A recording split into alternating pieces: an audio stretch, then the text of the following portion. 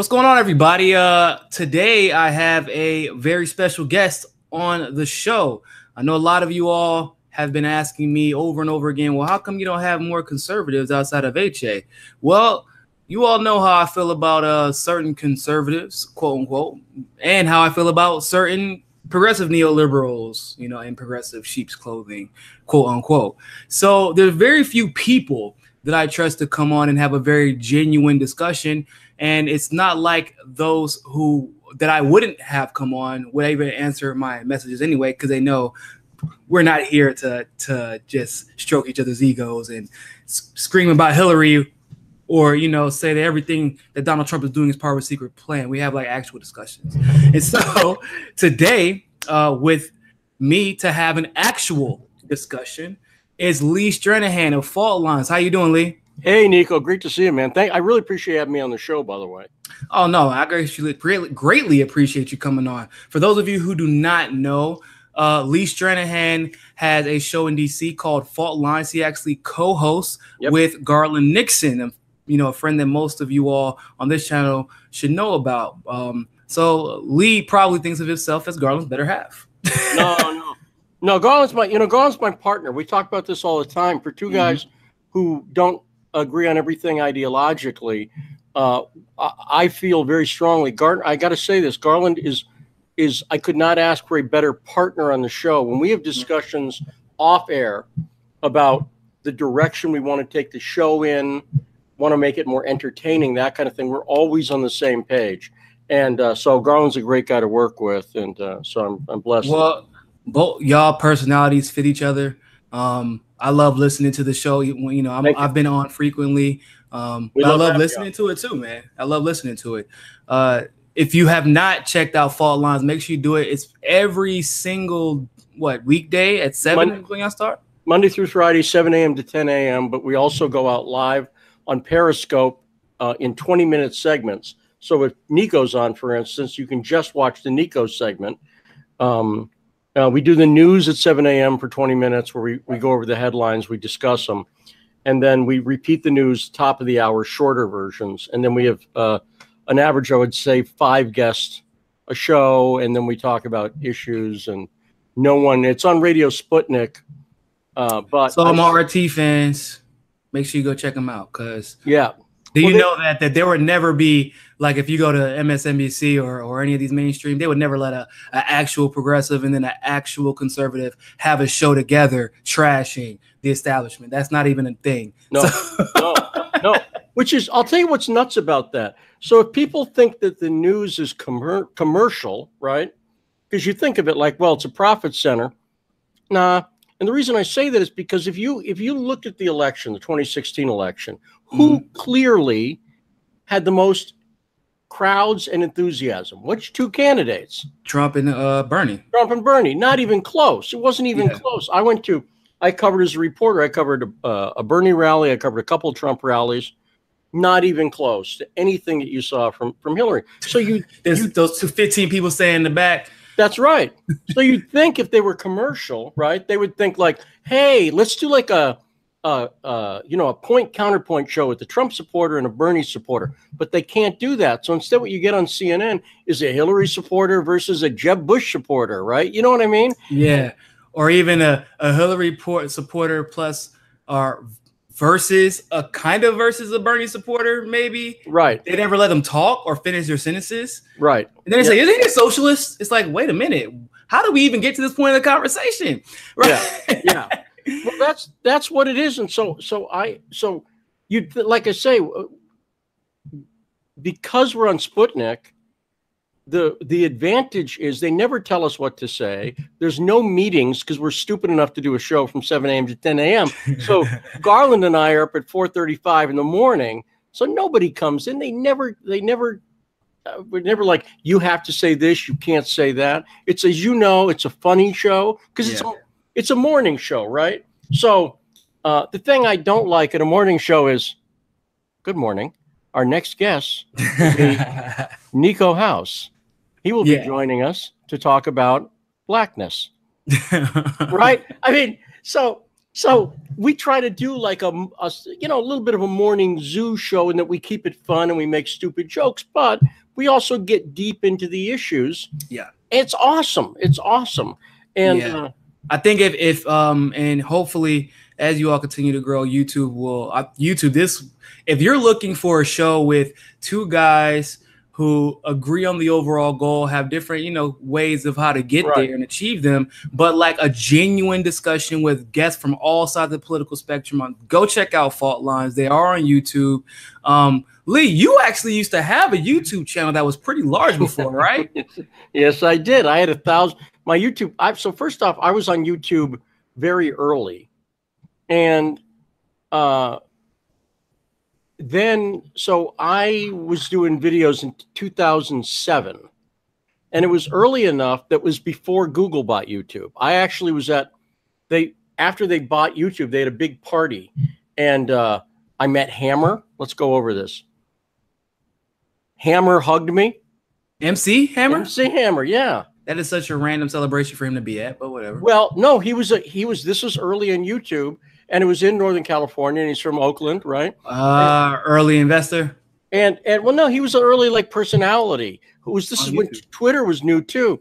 And I met Joe Satriani, and I met a bunch of YouTube celebrities, like the Chocolate Rain guy, and I was that guy. And I was there with Obama Girl.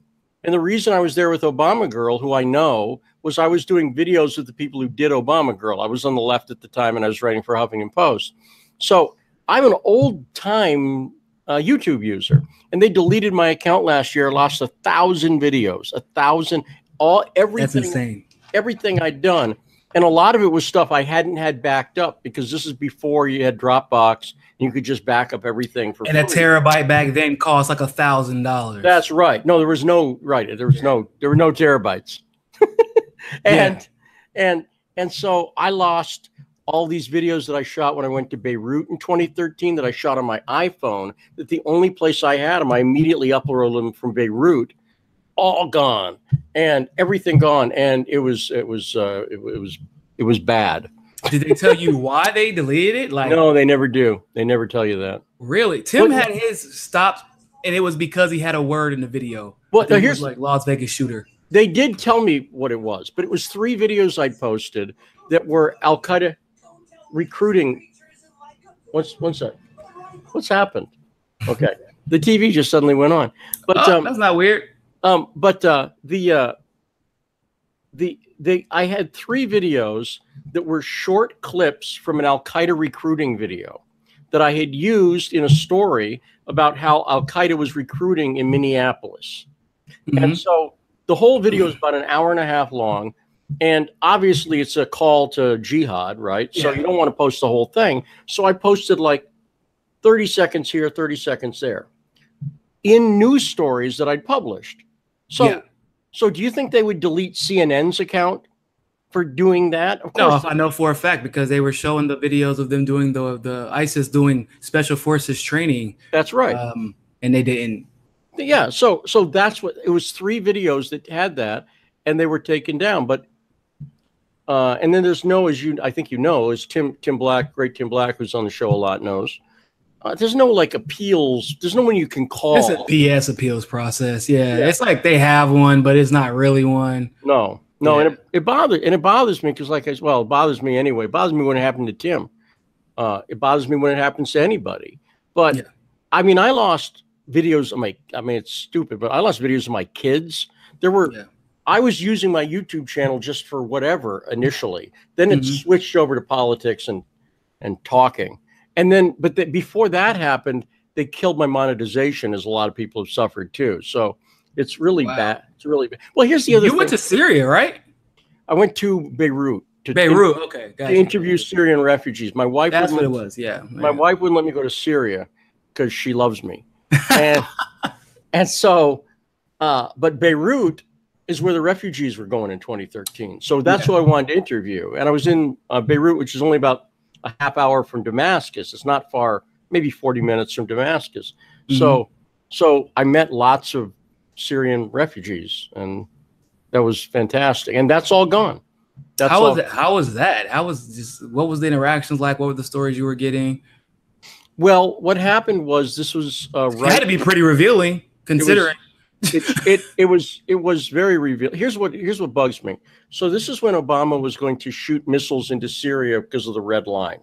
Remember that? Yeah. The red line we're still waiting for proof that got crossed. That's right. And I was reporting on it at Breitbart at the time. I was working at Breitbart. And I found as a reporter, it's very hard to write stories remotely because if I can sit here and try to read things about the Alton Sterling shooting in Baton Rouge, let's say, right? Type. But when I go to Baton Rouge and I talk to protesters and I talk to people, I get stuff I'd never get in a million years, right? Yeah, absolutely. Every time. Every time. So I was like, I got to go to Beirut. Yeah. And so I raised the money myself because Breitbart's cheap. And they would not, if I'd come to them and said, hey, can I go to Beirut? They would have said no. So I raised the money myself. And then they found out that I was going to go to Beirut. And then they were like, Steve Bannon, who was my boss at the time, and now everybody knows who Steve was. But yeah, Steve was like, you can't go to Beirut. And I'm like, well, dude, I've already raised the money and I bought the ticket. I'm going. I'll do all the work you want me to do. I'm not going to not write for you, but I'll do it in Beirut. He's like, no, you can't go. So I said, okay, bye. So I quit Breitbart to go to Beirut. And it was amazing. It was amazing because I found out everybody. So you quit to go? Yeah. Man. So what you're saying is you quit because they tried to tell you where to go and where not to go. And you're like, I'd rather go. Is it okay to curse? I don't know how. Oh, hell yeah, it's okay to curse. Okay. So one broad principle that I have is that when you're a journalist, whoever you work for, you can't let them fuck with your career because so what Breitbart wanted me to do was, and you can't be a prima donna about it. So realistically, as a journalist, you got to balance yourself between, like, if they say, if I say I want to cover this story and it's not a really big story, and they're like, well, we don't want you to cover it, I wouldn't suggest quitting over that. But I could tell that was going to be the biggest story in the world. Yeah, and it's a difference between we don't want you to cover it because we don't think it's going to be a good story, and we are specifically asking you not to cover it because we don't want. They want to keep the waters muddied, or they pulling for a particular person. I don't know. I don't think they knew it. My news judgment is better than theirs. Yeah, I can see that. But it's better than everybody's. So I can see that. You've been pretty on point thus far. I remember some of the early conversations we had about what was going to come out about about Comey and Andrew McCabe, and we were on the same page. So Andrew Breitbart was my friend. His news judgment was as good or better than mine. Andrew was we used to talk about it. Andrew used to talk about it. We used to say, because I'd already done journalism before I met Andrew. Yeah. And we used to say, it's like, do you surf? No, I do not surf. I don't surf either, right? And if you and I went to the beach and we're like, let's try surfing, you and I would be sitting there on our boards, and some people who surf all the time, they'd be looking way out at the ocean, and they'd go, a good wave's coming. And you and I'd be going, it all looks like the same horizon to me. But then it would come and you'd go, oh, I see. These guys know something I don't know about. Exactly. No, that's very true. That's almost exactly how it happens. After a while, it just becomes like you're on your board before anybody else even recognizes that there's a wave coming. That's right. And Andrew and I used to say, we can see, like a quick example, this Amesbury poisoning that just happened. One of the victims died. This is related to the Salisbury poisoning. That just extended the life of this story by 6 months to a year. And the reason is now it's a murder investigation. It's very predictable. Yeah. Which means there's going to be family who's going to want answers. It's not just that she's sick, and they're not going to be able to bury it anymore. So I saw what was happening in Syria. I'm like, this is very bad. And it's not going to stop anytime soon. And sure enough, here we are 5 years later, and it's still around. So I think Bannon, if I'm being generous, he didn't see it. Now, if I'm being not generous, the right in America is funded by, and this is not me saying it even. I talked to a friend of mine who's a very well-known, very well-known, respected, longtime conservative publisher. And we were talking about some issue, and he told me a year ago, he said, you got to understand, the right is funded by about 6 Jewish donors on the East Coast and the West Coast. And he said, they don't want to hear certain things. And when you, and it's not an anti-Semitic thing. It's the Koch brothers are Jewish. I mean, Soros is Jewish on the left. Like, it's not really like Adelson. Yeah. Adelson's the big donor. Yeah. And, they kind of had a lot of the oldest money in the country. So it's not really in the world, really. It's not really all that surprising. Nobody should. And it's just, and it's just a fact, right? It's just a fact. And of course, not everyone who's Jewish is pro Netanyahu. You know what I mean? So, actually, most aren't in America, from my experiences. Yeah, in America. Yeah, right. No, right. So that's what. So it's always hesitant when you say that, but it's almost like if I said, there's a lot of black people in the NBA. You'd go, yeah, exactly. Actually, that's a really good comparison, right? Yeah. No, seriously. It's like, it's just a fact. 70% black. That's not racist. And so, and there's less so in hockey. Yeah. So, right. And so, the racist part is when he goes, black people are afraid of ice, and then you're like, well, why? Because they don't play hockey. You're like, well, that's not a really good argument. Yeah. But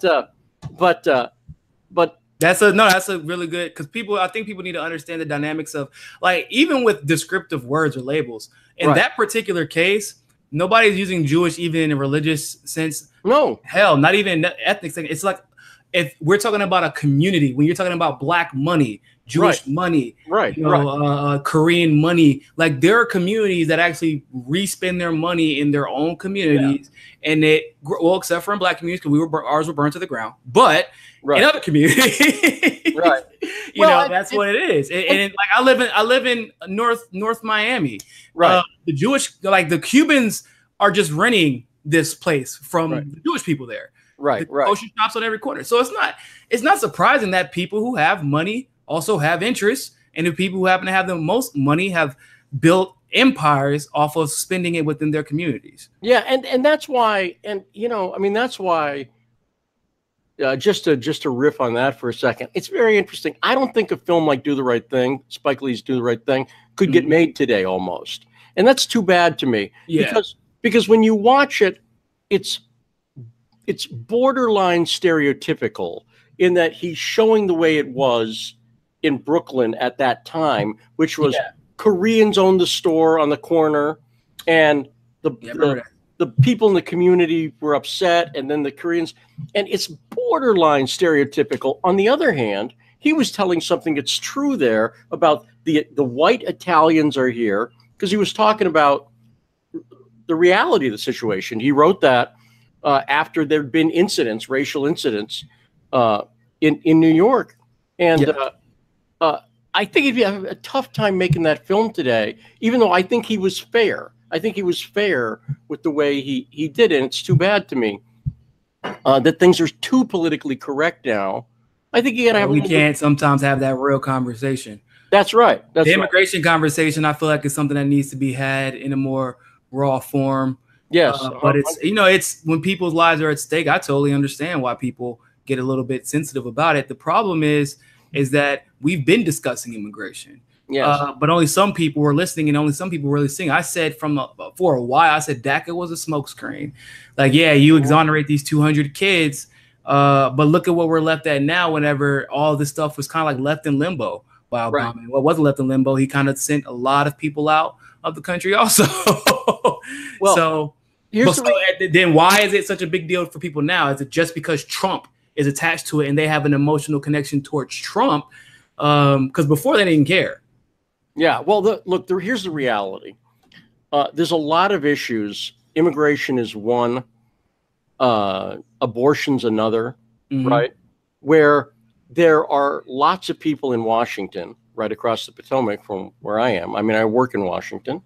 But there's a lot of people in Washington who have 9-to-5s based on abortion or based on immigration.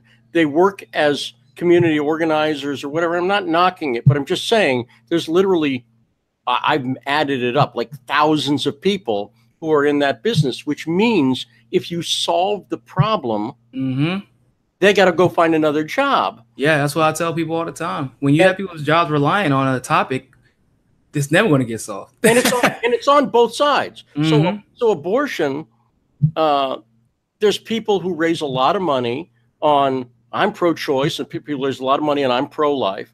And to my mind, that's another one of those issues where if you really care about abortion, let's say you authentically care about it, what I always say to people is, if you saw someone being held hostage, gun to their head, right? And you could talk to the gunman and say, hey, let's chill out here a little bit and try to bring things down. Or you could go try to pass a law. What would you do?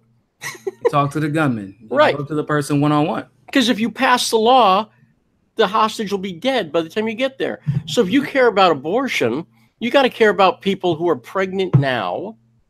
Why are they pregnant? Why are they considering an abortion?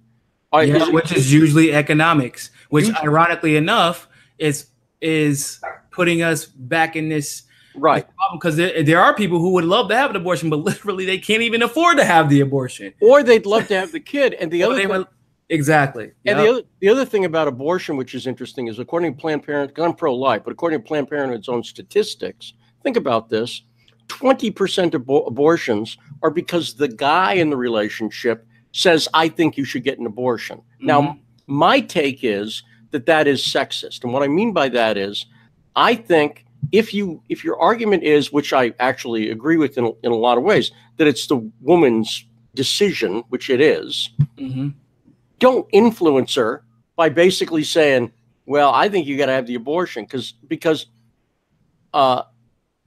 you break it, you bought it in that sense. Yeah. That's kind of I feel like, now obviously there's danger to women's health. That's a whole different discussion. Right. But I'm 100% in that camp. If somebody can say, hey, I'm pregnant, I'm like, okay, well, let me know let me know what you want to do. Right. Like, and if they said, because I'm a pro-choice person, however, I am on I would rather you just have the child and we can figure it out, because and I get it, like there's a lot of back and forth on but it's really case by case. I don't even know why we try to blanket that's discussion. Well, that's my take. So my whole point is, if you had a discussion about it, let's say you were able to cut abortion rates by 10%, by just saying, hey, let's have a conversation about whether it's really right that a guy should influence or pressure a woman. Because let's face it, the guys pressure women into having an abortion. So yeah, that's happened. Even just on a gender equality thing, that's wrong. And like, whatever you think, like, that's wrong. So let's say you could cut abortion by 5%, let's say 5% by doing that. Isn't that better than just arguing about it and trying to argue about Roe v. Wade if you care about abortion? Yeah. And I don't even see, if you actually care about the lie that you're supposedly trying to say. That's exactly right. That's so my take is that a lot of the issues that people view as really divisive, it's bullshit, because the divisiveness is to keep people employed, and because both Republicans and Democrats, it's what I call checklist Republicans, checklist Democrats. I'm running 90% of them, yes. I'm running as a Republican, so I can go, I'm checking off the lower taxes box. I'll do the speech. If you elect me, I am pro-life, I'm anti-tax, and I'm for a strong military. And then you would come up as the checkbox Democrat and go, I'm pro-choice, right? I'm in favor of services and better education, and I'm in favor of a strong military. You see? Yeah, that's the one point that stays the same. I'm going to get you out of the war that the Republicans put you in. I'm going to put you in my war now. That's right. And then a Republican comes, I'm going to make our military stronger, so we're good to fight all wars. That's right. And so, but I mean, that really is, look at it. That's what happens.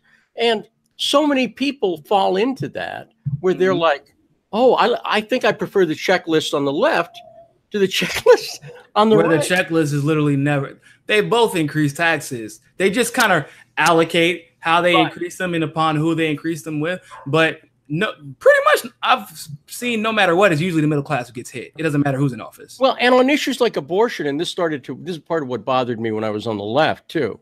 I don't know if you know any black people in the South, but I know a few. I know a few. Okay, so you know this, right? I know this because I've talked to a lot of black farmers and stuff like that. If you're a black person or a white person in rural Mississippi, you are more likely to be pro-life than if you're white or black in New York City, right? That's true. Yeah, absolutely. Now, there's a Congressional Black Caucus, last I checked, like 17 members, right? How many of them are pro-life? Zero. You can't. Yeah, because the older generation, country, like. Well, but none of them are pro-life. This is what I'm saying. Oh, you mean, okay, got you. Okay. They're all pro-choice. And the reason they're pro-choice, you can't tell me that one person would not be pro-life. In fact, and it's just statistically an improbability. They're not allowed to be in the same way. And so I'm in favor of and I'm picking on that example, but because of it's like there's no way that we all feel the exact same way on this issue. We all happen to be in this particular caucus and all happen to be the same race. Like it doesn't, and all the same, party. It doesn't make any sense. It's not factual. And in other countries, like George Galloway, who's a great former Labour Party, ran the Labour Party in Scotland when he was like 16 or something. Very, very left. He's a friend. He's on the show all the time. Galloway's in the UK, and he's pro-life, but he's on the left. But he's also anti-capital punishment, which, by the way, I am too. I'm anti-capital punishment. He takes a consistent position. You're not allowed to do that. You know what I mean, allowed. In the left or the right here. You're supposed to be, I'm pro-saving babies. You can get exiled for that. Right. And so that's the world we live in right now, and it's bullshit. So yeah, I'm one of those people which I don't really get ridiculed for, because once anybody explains their position and we get out of these little sound bites, most people are like, oh, that does kind of make sense. I get that. I see that. When we talk about taxation, there are people who, even libertarians, who could be the most hard-headed assholes in all of the world. Right. My generation libertarians, not yours. Yours is like the Ron Paul. I got the Rands. Okay? Oh no, trust me. Trust me. We can have conversations about, they're like, taxation is theft. Well, you are aware that every time we didn't have regulations, like, it's never turned out well. Not one time. Literally zero. They're like, well, we should have some regulations, right? Maybe here and then here, and maybe a few taxes there. And well, I guess that isn't a bad idea, huh? I'm like, yeah. It's crazy what happens when you actually can sit down and hash things out instead of arguing and having, a pissing contest over Facebook and Twitter. And that's the world. So I have this way of explaining it, which is you got the left and you got the right, okay? And this is one way to see the world. But let me ask you a question, Niko. Are you black or are you a man? I am both. Right. So what I'm saying is, is it invalid to ask your gender? Of course not. That's right. You can define that, and so is race. But they're not contradictory. Yeah, you can be any combination of whatever gender and whatever race. I feel like the only healthy, I feel like the only way our environment will finally be healthy again is if we start remembering that. Is that we do have, I would say, much more in common than they pick on immigration, right? Because it's an unsolvable issue. Right. That's right. It's not perfect. It's not. It's just never. They pick abortion because it's an unsolved. There's so many other issues that we deal with daily. Right. There are people right now that I know from Syria, from Palestine, from African countries, and they're getting calls because they don't know their family just lost their homes. These are crises that we have every day. They never get talked about. Medicine. Why is the only time we talk about pharmaceuticals is when it's time to talk about weed, which finally is a nice topic to talk about because that was one of those unsolvable issues also. Yeah. But those are the issues they talk about. The issues that they know they don't have to worry about them in 8 years or 2 years. And there's industries, right? So I'm not trying to say that the left and right thing is invalid. It's valid in the same way that gender and race. It's a spectrum, though. Yeah. And literally a spectrum, even with race. No, that's exactly right. So now picture another line cutting this way. So now you got left and right, but now here you've got anti-establishment, which I would call populism, and pro-establishment.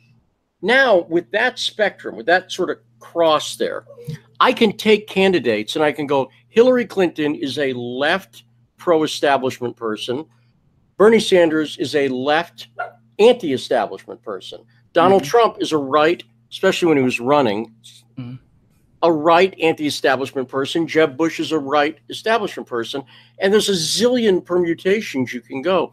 And the people I agree with are at the top of the anti-establishment spectrum. Above most, yeah. Right. That's pretty much, yeah. And it's become clear nowadays, but back in the day, it was harder to tell who was who. But it got real clear this last 2 years. And then the left-right spectrum I care less about, because I have more in common with an anti-establishment leftist than I do with a pro-establishment conservative. I have a lot more in common. We were just talking about like the people who have been using I wouldn't even say the left versus the right, even though Ben Shapiro is one of the ones who likes to use the right? But there are people who have been using the Bernie Sanders progressive movement for their own personal gain. By all I am is Bernie, right? Right. And then you have those who are Trump, who they don't care what the policy is. They don't care about his flaws or the things that he's promised that he hasn't done, like delivered on. Like he said he was going to get rid of DACA, and that didn't happen.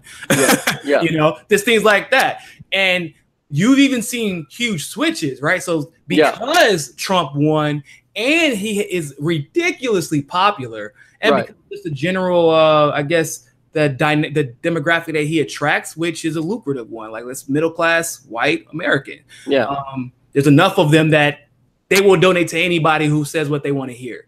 Jumped over ship. How do you feel about these people who are using the same talking points of the establishment, or just have this blind loyalty to one person and they're never questioning them? How do you feel about that going on? Because I've seen it on the left, so I know if you see it on the right. It bothers me. The cult of personality thing bothers me, but the problem is, in my opinion, more systemic than it is individual. What I mean by that is, if you're brought up if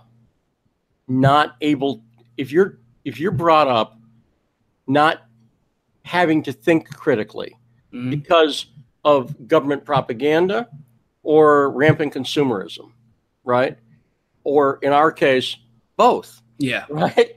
So if you're brought up not having to think critically, I don't blame you if, as you're seeing the world change, you're like not able to think it through, because no one's ever said to you, hey, that left-right. See, here's the other thing about that left-right spectrum. It's all bullshit now, because is China a communist country? No, kind of,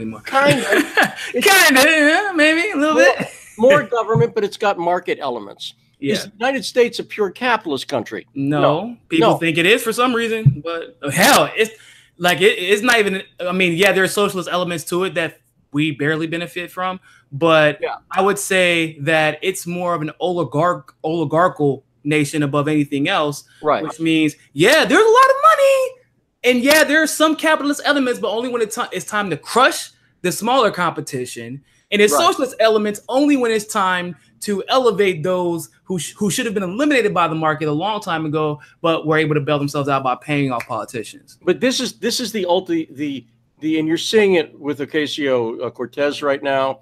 You're seeing it. This attack. Notice what's happened around the world. As populist movements have sprung up in Italy, they criticize it. Oh, it's a right-wing fascist movement. Then it happens in Mexico. AMLO. Oh, it's a communist movement. Socialist movement. Yeah. Wow. See, the people who understand what's going on are the billionaires, because then the billionaires aren't against government. They'll cash those checks, but they'll also cash the check on regulations. So a guy like Soros, does he fund leftist causes? 100%, absolutely. But does he fund the Atlantic Council and pro-war stuff? Absolutely. How did he? Is he pro-left? Yes. Is he a hedge manager? Yes. So is he? He's rich. He's all of that. Yeah. And all of the rich people understand this.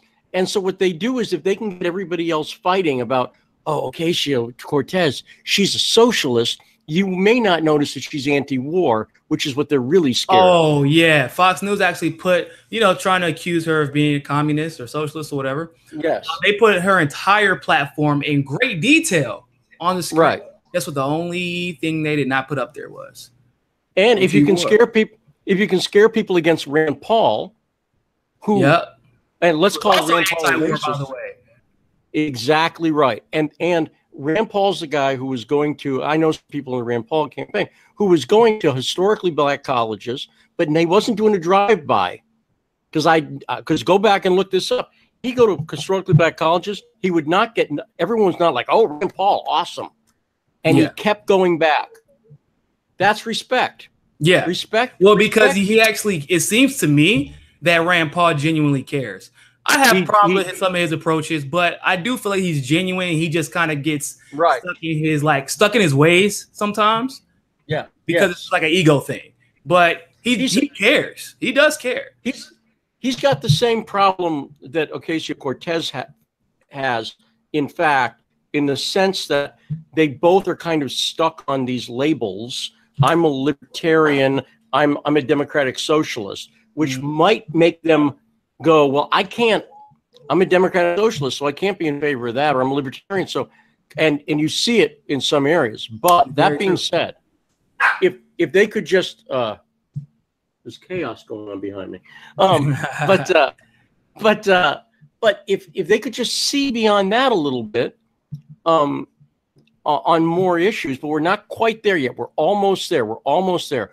And that's why, like Ocasio-Cortez, I love how she's interacting with people on Twitter right now. People who are friends of mine, conservatives. John Cardillo said some stuff to her that was just like they were giving her crap. But she grew up in Westchester, even though she it was a weird man. They didn't even do any iota of research, by the way, because if you would have seen how cheap those houses were then compared to now, it was on the tip of the recession. So, but also it's a bogus attack. But and again, John's a guy I know. John's a friend of mine. But what she did was she engaged him in a friendly way and said, actually, you said I went to an Ivy League school, Brown. I went to Boston University. Mm-hmm. Who does that? Which politician engages civilly and just said, let me just correct Nina does. Actually, Nina does. I will say that Nina Turner, same results though. Same results. It comes off as her being more authentic. It means when you have your Twitter monitored for you, it's usually because we don't want you to mess up your image. You're worried that you're going to make a misstep because you're not saying what you genuinely feel, and they're worried that if you do say what you genuinely feel, it may come off wrong. But for me, for a real politician, it's okay to be wrong to some people. It's okay. The establishment's been getting away with it forever.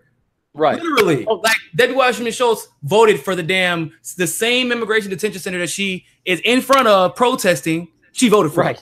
Right. So clearly people have a little bit more gray area. Even Bernie Sanders for his, he's dialed back a lot on the Russia propaganda, but Bernie Sanders is a very old style candidate, as in he sees the intel, he believes the intel. It sucks. But am I going to say he's an evil person because of it? No, I'm just like, that's kind of stupid, but I still love you guys. Cool, whatever. It's called being human. I know some people want to believe that it's nefarious sometimes. It's not. It's just being human. Well, and I've said this for a while, too. We haven't hit yet. And Trump, I will be honest with you, Trump is the closest we've come to it. I've been talking for a while about what I call the Howard Stern moment in politics. Here's what I mean by that. Before Howard Stern, one second. Thank you. Before my dog needs to go for a walk, but before Howard Stern, everybody on the radio in the morning was like, "Hey there, how you doing, Niko? Nice to see you." Right? Yeah. That's the way they would talk, and Howard would just talk, and it was startling because when you heard him, you were aware of how fake you've been used to. So everybody else, Niko, I'd like to answer that question right now. Our country needs to, right? Boom, I've become a robot, right? And that's the way politicians sound. Obama was very good at it, but he sounded that way true. Trump and Sanders, both of them actually, sound like your grandfather Trump, your drunk grandfather at the party, Bernie, the brother of the grandfather, like, chill. If you're in New York, you hear Trump and Bernie arguing at delis across New York every morning. Yep, right? Yep. They're arguing over the chessboard. That's right, exactly. And so that had tremendous appeal for people. And that's what I like about what Ocasio-Cortez is doing. What she's doing is she's acting like a fucking human being. Yeah, she's acting like a millennial. And it's so startling. Let's see, a lot of millennials, but I know what you mean. But a lot of millennials have trouble doing that too.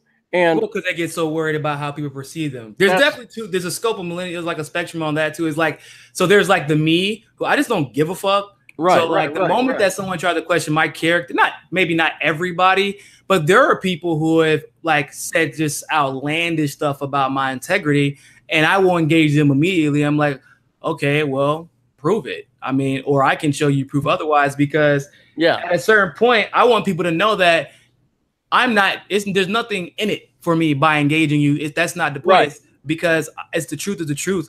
I'm authentic and I have nothing to hide. And this is genuinely how I feel about these issues. But my friend Andrew Breitbart had that thing, which is he would walk around at CPAC, and he's the only guy who I've known who had, number one, access to the media, but he also was completely open. So he would walk around CPAC. I would walk around with him. No security guard. And people would come up to him and they say, "Hey, Andrew, I got a story for you." And he's like, "Here's my cell phone number." And it wasn't his like hidden cell phone that he never picked up. It was his cell phone number. Mm-hmm. Now, who does that? And he's the only guy I knew who did it in journalism, who was at that level, right? And so if I ever get to that level of fame, I am committed to being that guy. Yeah. And I worked in Hollywood for a long time. And in Hollywood, they say, when in your career, how you treat people when you're on your way up is how they'll treat you when you're on your way down. Absolutely. If you're a dick to people, when you're whoever, Bruce Willis at the top of your game, once your career starts to fade, those people will be like, "Hey, I was a PA and you were a dick to me. So guess what? Now I'm a director. Yep. Not hiring you." And it's the same, I think, in politics, but people are so used to this bullshit system, no one holds anybody accountable. And that's why the cult of personality is so bad. Just hold people accountable. That's it. That's all I asked. That's it. But so we got about 10, 15 minutes left. Yeah. This OIG report. Yes. Now, clearly, you and Garland have been doing a fantastic job covering it. I've covered it, but it seems to me that it is only the right and maybe three people that I've seen on the left actually discussing just the realities that this IG report has revealed. I think there's so many revelations, bigger ones, small ones, but overall, I personally believe that it's a systematic revelation. It's a systemic revelation it's what I've said this entire time. I feel like the FBI director should be an elected position. I feel like the Supreme Court justice should be an elected position. I feel like if people are like, well, why do we want to make sure they have the experience? Like, this dude hired Andrew McCabe with almost no experience to be in the position that he was in. So like FBI, you can have a lawyer do it. You can have a former Intel analyst do it. Judges, it doesn't matter which type of law you've practiced, in my opinion, when you talk about the Supreme Court, because you're going to see all of them eventually. So for me, the biggest thing that it revealed is we have to stop allowing and being as naive to believe that like Hillary Clinton would have ever gotten prosecuted for Benghazi when Loretta Lynch was in office. It doesn't make any sense. Yeah, the email scandal, how was it going to be processed? How was she going to get in trouble for anything when her friend is James Comey, not some casual observer from there? This man was working with her in New York like over a decade ago. So like, what do you feel were the biggest revelations to with the OIG report? Well, there's a lot of individual things in the report. To me, the big headline really is that I wasn't. So you talk about the systemic problem. Part of the systemic problem is that congressional reports are a joke, which I mean they are political. And this is not new. This goes back to the JFK assassination, and I'm sure it goes back beyond that. These are political documents, and let me explain part of the reason why. Often the IG's been there for a while since the Obama administration, but a lot of times the staff and the budget have to be approved by Congress. Now, if there's a murder investigation and you're a cop, you don't have to go every year and go, hey, we're still investigating this murder. And they go, we're not going to fund that this year. You just keep investigating till you solve it, right? With these congressional investigations, often they have to keep getting funding every year. And that means if there's a political decision not to do it, they got to kiss ass to get the money. And then they have to kiss ass to keep the money. And it creates a mess. So the biggest takeaway was, to me, that I didn't expect much, but the stuff that came out about the politicalization inside the FBI, the stuff about Comey being insubordinate, all of that stuff, the individual stuff there was shocking but not surprising, if that makes sense. We all were like, this is clearly happening, and everybody, but we like there's only so much you can speculate before you have to just wait until things come out. But when they came out, I couldn't say I was that surprised. I'm not gonna lie. No, it's you can't be surprised, but on the other hand, you're going, well, that's gross. But but the question is, then do about it. And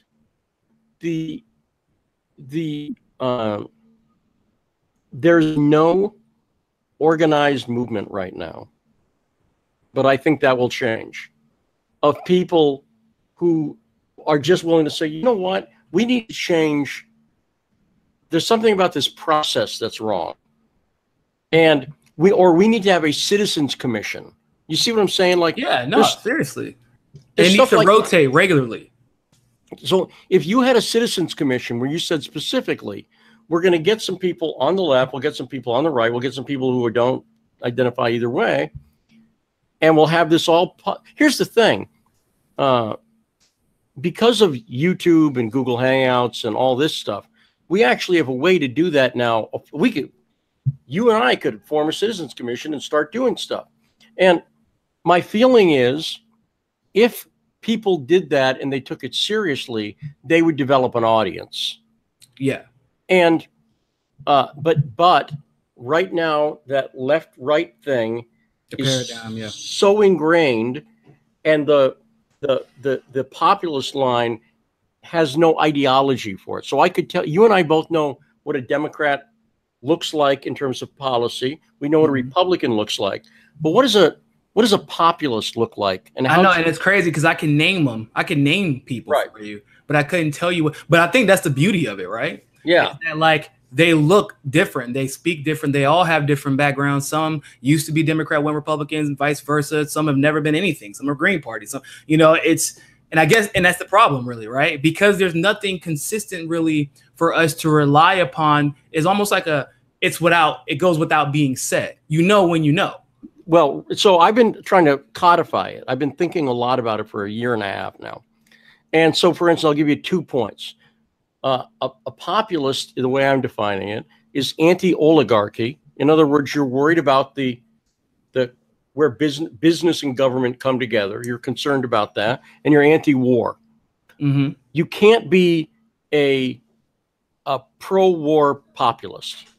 You can, in other words, you can be pro-specific war. You can say, you know what, if Canada attacks us, we'll fight back. Yeah, clearly, yeah. But you can't be an interventionist. And everybody I know, if I think about people on the spectrum who I consider populist, from Sanders to Trump, the way he ran, to Assange, to just name anybody, from Gabbard to Ocasio-Cortez to Rand Paul, all people, insofar as they're populists, which they are, they're anti-war. And the other reason for that is, and more access. I know Rand that's a big thing for him, and more access. That's what everybody is too, right? But the war thing is real specific, which is the most elitist thing I can do is go, hey, we really need to fight that other country. Hey, who can we? Oh, Niko, you do it. Yeah. right? In other words, the people who declare war, they don't fight the war. They tell other people. Damn sure gonna profit off of it, you know. That's inherently elitist. That's inherently like, it's one thing to hire people to build your widgets in your factory. I get that. But like the war thing, it's inherently elitist. And so there's no populist movement yet, but I'm working on it. We have a thing called Solutions and Truth that we're working on. That's going to be a nonprofit that's pushing a populist solution. And what's our position on abortion? Don't have one. What's our position on whatever? I can name other issues. Don't have one. Our issues are going to be like 5 issues. It's corruption, anti-war, right? Money out of politics, oligarchy. Yeah, or at least money out of politics is tricky, but that's a long story. I can tell you, a lot of people on the left misunderstand Citizens United. And yeah, I'll tell it to you briefly because a lot of people don't get this. Citizens United would have banned books. And don't take my word for it. Go to Slate, Dahlia Lithwick, not a right-wing source, and look up Citizens United ban books. And you'll find an article by Dahlia Lithwick. In the Supreme Court, one of the justices asked the Obama DOJ, well, could this law be used to ban books? And they said, well, yes, it could. And everybody in the courtroom, Dahlia Lithwick, I believe, says you could hear a pin drop because that's why they lost that. They lost it. It has nothing to do with corporate personhood. Oh, it's almost probably like they lost it on purpose. I mean, that's what I. Well, no, it would have. You got to remember, I know Citizens United. Like I know David Bossie, and he brought that lawsuit on purpose because here's what it is. Are corporations people? No, that's not the point. But if you and I make a film, let's say, right, likely we're going to form a corporation, an Lee Niko LLC, and that's what it's going to go out. So the point is, we don't lose our First Amendment rights just because you and I form an LLC to put out our film or our song or our book or whatever, because almost every book, song, and film is put out by a corporation because that's the way it is. That doesn't mean Disney. That means everybody. And so I'm very careful about money in politics, but I worry about that when people on the left talk about Citizens United. Because I don't ever say Citizens United because I am aware that it was muddier than what people understand. That's why I specifically say getting big money out of politics, because there is a line from, do my employees donate, or are you just taking lump sums of money behind the name of X, Trump, for example? Yes. The same thing that he's using that he will use to bankrupt, but not lose any of his liquid. Things like that. Like if you're hiding behind that, especially if you're somebody like Trump, I get a little irritated, especially when I heard people who support Trump critique Ocasio. They're like, can you believe she wasn't really poor? Mind you, when we were like, Trump got his money from his dad, he openly admits it. Like that's where his first fortune came from. And they're like, that's okay. It's just a smart investor. He's a smart investor. You can't take it okay, so it was a problem when she was kind of, I guess, better off than what they thought, and it wasn't for Trump. It's okay, perfectly fine with that. It was really weird. It was really weird. She committed not being poor while black or whatever, right? And that's pretty much what it was. No, that's. I'm glad you said that. I am, man. See, this is what I'm talking about. That's why I had you on, because I think people need to really understand that they're more populist than anything else out there. Yeah, but that see it stuff daily. It was bogus. And furthermore, where I would have had a problem with Ocasio doing that is she lied about it, but it was on her website.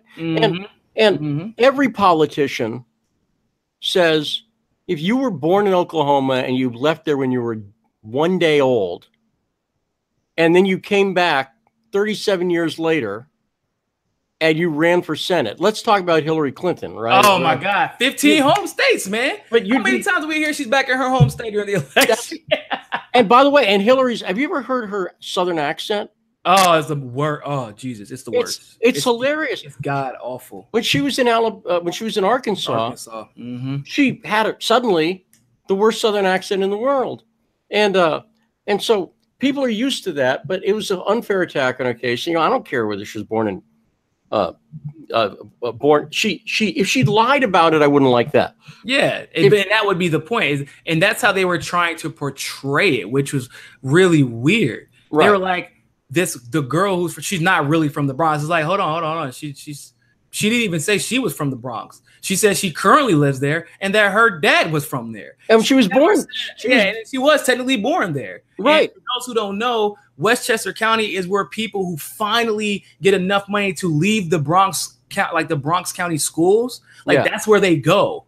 Like that's a normal thing. I lived in Chappaqua. Oh, so you know. So yeah. It was cool. But I was a teaching assistant in Yonkers, and Yonkers ain't Chappaqua. Let me put it that way. But they're both Westchester. So no, it was a bullshit attack, and it was a bullshit attack that bothered me because I accept a certain amount of what they call in advertising puffery from politicians. I'm from the Bronx. Okay, you were born there, and then okay, I get it. That's what you do. In the same way, when you go to a concert and they say, Cleveland, you're the best audience.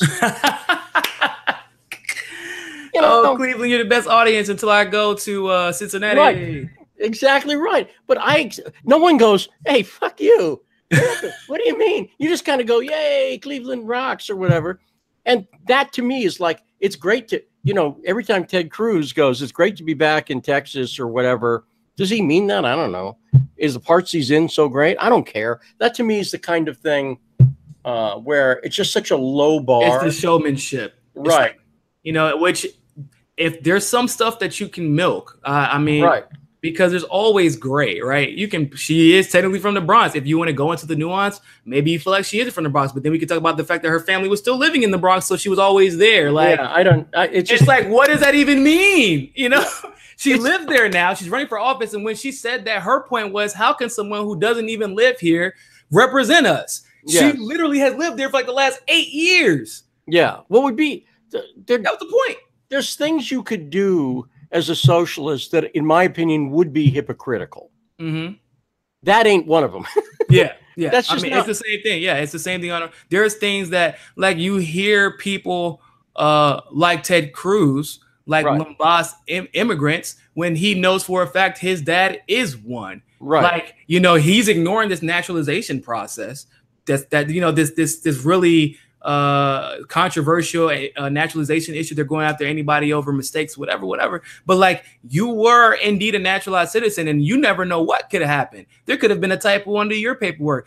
These type of things, both the right and the left, they're very selective. Yeah, and I gotta say, I also don't have a problem with someone. And people don't do this. Who was going to win between Ocasio and Crowley? Well, the answer is not a Tea Partier.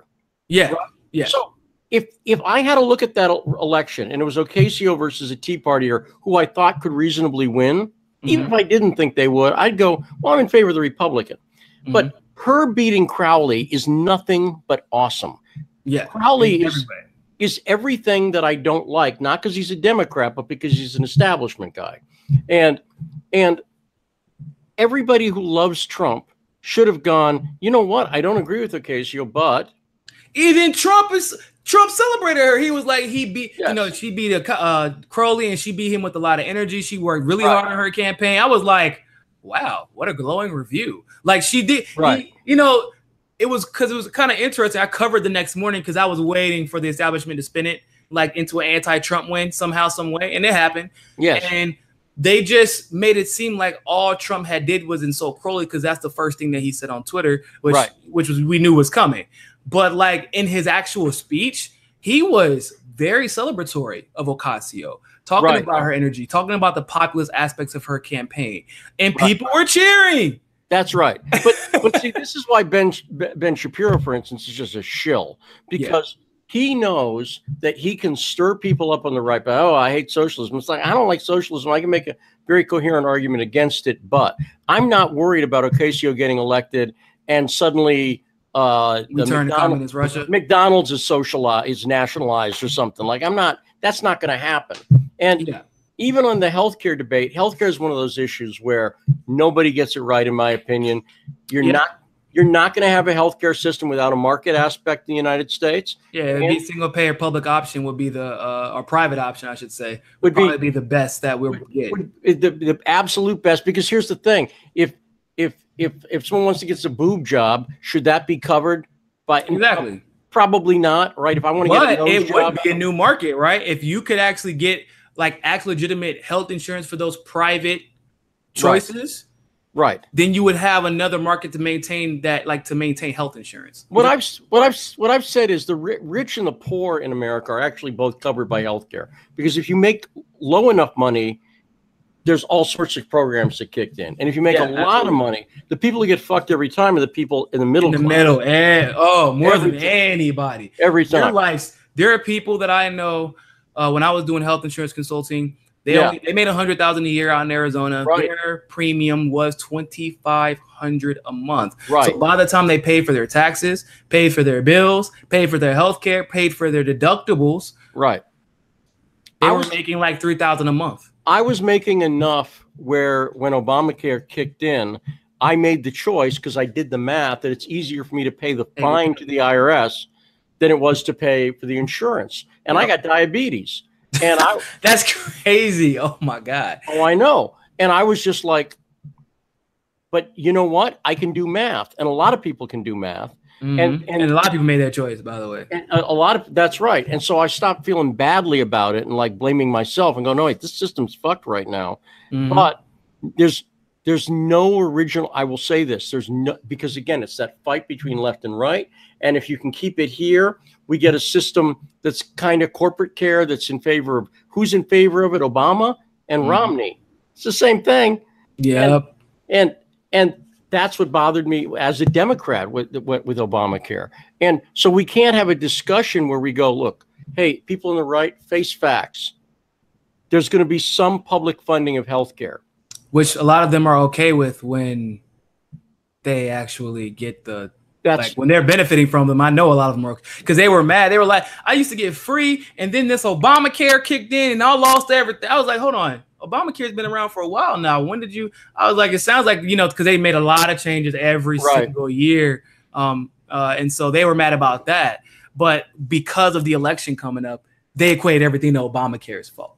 Well, they see. Here's the thing. I'm convinced the healthcare industry saw Tower Records go out of business. What I mean by that is they saw an entire industry, record stores. When I was growing up, record stores are everywhere. They saw digital technology wipe out that industry in like a year and a half. Boom, gone. And healthcare realized that because I can now, if I got something wrong with me, potentially I could have my doctor and go, okay, here's what's going on. She could say, or she could diagnose me. Or in the case of diabetes, the whole thing's a racket, because if you have a ketogenic diet. Oh my goodness, that's the biggest one. The biggest racket. I would say diabetes probably makes more money than cancer. It does, and it's completely treatable without drugs. If you set your diet right, you can treat it. Ketogenic diet, look up keto, K-E-T-O diet. You can bring your blood sugar down, because I did it without drugs. That scared the shit out of them. And the reason it scared the health insurance industry is they realized digital technology meant, oh my God, we're in trouble. And so they put a system in. They got the left and right fighting about it, and they're making huge profits now. And I would say more than they were before, and the government's also paying out more than it was before. It literally helped nobody but the people who passed the laws. Like that's right.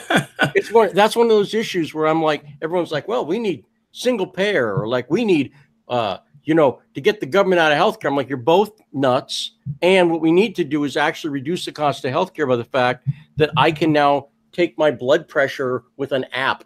We need to get the FDA out of the picture. That's what we need to do. That's a different discussion.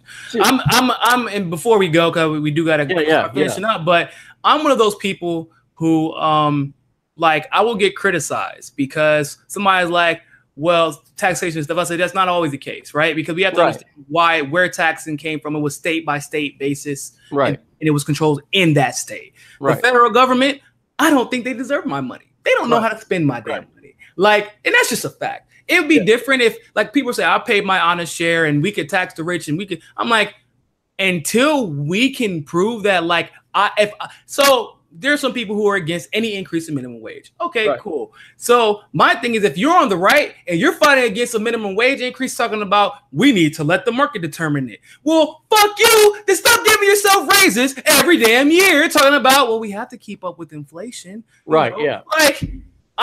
So same thing. Like I said, I am pro-choice, but I would rather, if I was involved in women, I would rather keep it. Right. I am, and you are clearly in Garland and Tim Black and a lot of people that I know. Yeah. My point, we're all on spectrums. Yeah, that's right. Yeah. All of us. Yeah. There's never, when people say socialism is not the answer, absolutely not, or capitalism is always the answer. And I'm like, nah, y'all, it's kind of somewhere in between. Literally every single time. Every single time, the answer is somewhere. Guns, totally 100% legal, not the answer. Making them 100% illegal with this government? Hell no. Right. Not even. That's right. Yeah. It's somewhere in the middle, and that doesn't only apply to us, that applies to our federal government. So what my point is, that damn that small government, big government shit, because that's, and in my opinion, another one of those right left. It's we need to break up and disperse power, which means creating more access. That's what we need. We need to have the proper amount of representatives, right? In the House of Representatives right now, it should be around 6,000, something close to it. Yeah. We need to have our delegates back in our states, making sure that they're holding the representatives. Right. Representatives need to be holding the governorship accountable, because they're going to be not only, they got to get voted on, but the delegates are also keeping up with you because they're listening to the people. Yeah. We need more representation, because right now I feel like we are living in what made them throw the goddamn T off the fucking boat to begin with. We don't have any. Right. Well, what I always say is we're at a point right now where people can't picture it because it doesn't exist. What I say, I'm old enough to remember when there was no Starbucks. Okay.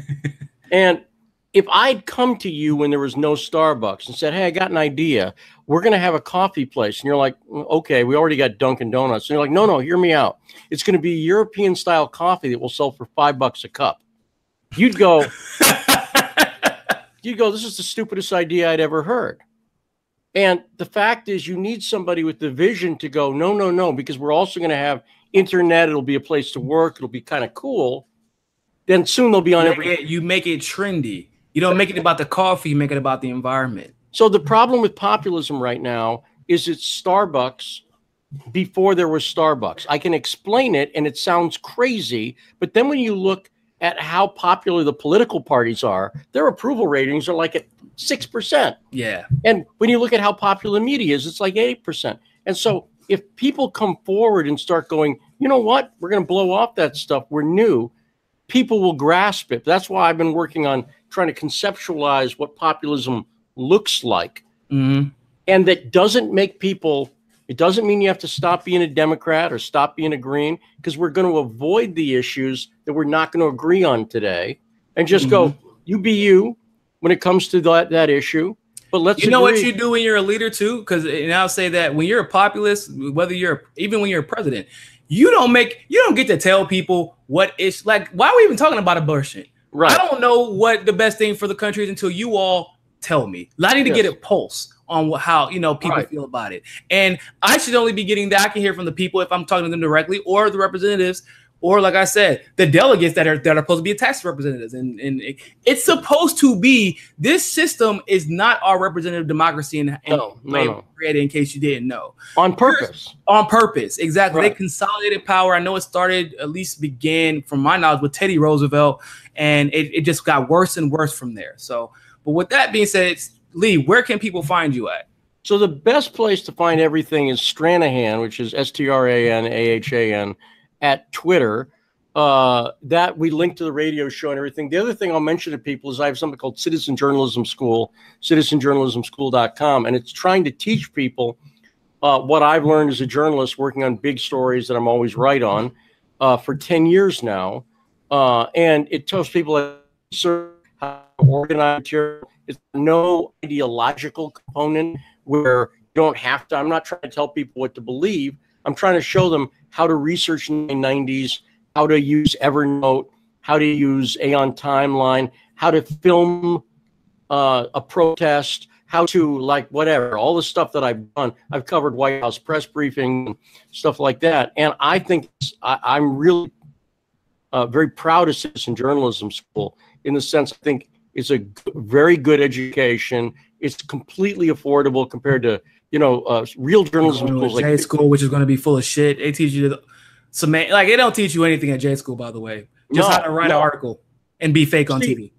See, I'm old enough. I'll be 53 this year. I came up in the punk era where you just start your own band. Then in the 90s, I came up in the film era with Tarantino and Rodriguez. You just make your own film. Kevin Smith, Spike. You just make your own film. So now we're in a political era where people like you, I've never talked to you about this, but you do this. I'm going to make a prediction. You do this as a form of self-expression, right? Mm-hmm. Right? A lot of people now are doing politics as a form of self-expression, whereas 10 years ago, 15, 20 years ago, they may have started a band. 30 years ago, they may have done a film. They still may do that now, but they do political blogging as a way of expressing who they are and trying to find meaning in the world, which is kind of an artistic function. Yeah, and so I think it's a super exciting time to be alive. And, absolutely. And being so a journalist also, and being on the right side of it too, because people are going to get exposed. Yeah, Joe Rogan is one of those. I feel like Joe Rogan is like one of the geniuses in this era of politics, and I know he does sports too, but really it seems mostly like he does politics now. And he's the definition of really what we want. As far as we want open dialogue with everybody, right? Yeah. But also, I'm gonna call your ass out if you're saying some dumb shit. Because he's very good at staying on people because he has both the left and the right on. And when he felt like he was having one too many people from the right on, he sent out an open invite to the left and allowed people to come on. So that's right. That's really where we want to be at overall. I hope he moves back to the right soon because I'd like to be on Rogan's show. Well, hey, man, you should reach out to him. He's pretty good at responding back to people. Well, the other thing I'll mention is fault lines, but I'm about to go to Helsinki in a week. I go to cover the Trump-Putin thing. Then I'm going to England for a few days to do some I haven't done journalism where I go out in the field and do reporting because I do the radio show. So I got reporting coming up from England, and that's a news hook. I may reach out to his bookers and go, hey, we're doing some interesting stuff. But I'd love to be on the show. I think Garland should be on the show too. Yeah, I mean, he had Kyle Kalinske from Secular Talk on there. Yeah. He had Jimmy Dore on there, who's about as populist as he can get. He and Tim Blacker, and this, like I said, it's worth reaching out to him. It definitely is. Rogan's one of those people. He's doing very, very interesting stuff. I like his podcast quite a bit, and I've been watching him for a while. I know, remember the Fear Factor Rogan? That I totally forgot I was the same guy. I totally didn't even realize. Well, I used to watch Fear Factor every Friday or something like that with my mom, or Tuesday. And then the big thing was News Radio before that, which is a show he did before that with Andy Dick and Phil Hartman. But I've seen him do stand up and stuff 10 years ago or whatever at the Comedy Store and stuff. So Rogan, and he worked with Doug Stanhope, who's a stand up comedian I really like a lot, a libertarian, funny as shit comedian who I like quite a bit, and I know Doug a little tiny bit. And I love what Rogan's doing, but I love what you're doing too, Niko, and thanks so much for having me on. Oh, hey, man, I appreciate you coming on. So go follow Lee on Twitter at Stranahan. Literally, that's it. And go make sure you follow the Fault Lines Twitter and catch their show every day from 7 a.m. Eastern to 10 a.m. Eastern. And other than that, that's going to be it for tonight, people. Appreciate you coming on, Lee. And for everybody else, always remember, more than anything else, find your balance. Peace.